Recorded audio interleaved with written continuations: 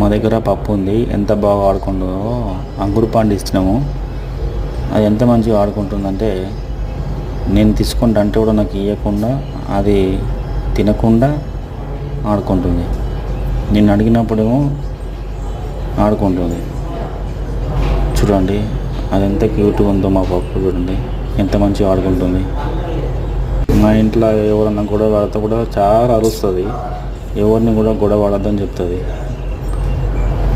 ఎవరైనా కొట్టుకుంటే కూడా కొట్టుకోవద్దని చెప్తుంది. దాని చాలా గుణం చాలా బాగుంది అండి. ఇలాంటి పప్పీస్ని పెంచుకోండి. ఎవరన్నా బాధలు ఉంటే, ఎవరైనా డిప్రెషన్లు ఉంటే ఇలాంటివి పెంచుకోండి. చాలా టైం పాస్ అవుతుంది.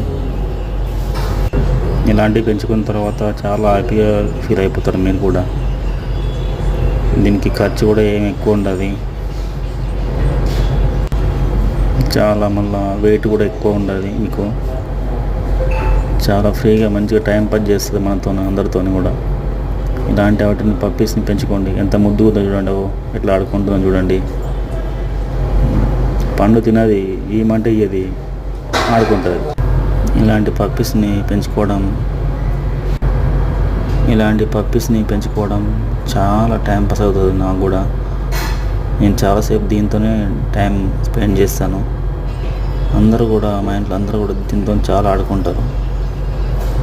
ఎవరైనా కావాలనుకుంటే ఇలాంటివి తెచ్చుకోండి, చాలా టైం పాస్ అవుతుంది. దానికి ఎక్కువ ఎత్తుకోవద్దు, ఎత్తుకుంటే అది రాదు దగ్గరికి. మొగలనైతే అసలు దగ్గర అని అది ఎత్తుకోవద్దు. ఆడుకోమంటే ఆడుకుంటే ఎంతసేపు అయినా కూడా ఎత్తుకొని, అది ఎంతసేపు అయినా ఆడుకోవచ్చు. ఎత్తుకొని మాత్రం ఎత్తుకొని. అది చాలా మంచి పప్పు ఉంది.